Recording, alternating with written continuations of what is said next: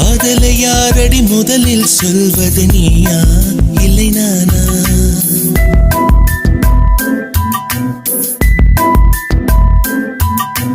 காதலை யாரடி முதலில் சொல்வது நீயா இல்லை நானா?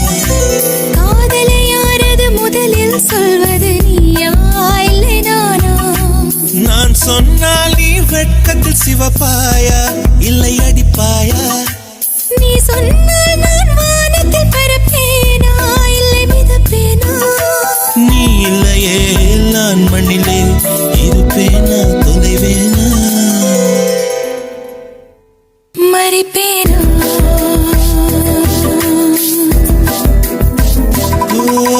காதலை யாரடி முதலில் சொல்வது நீயா இல்லை நானா?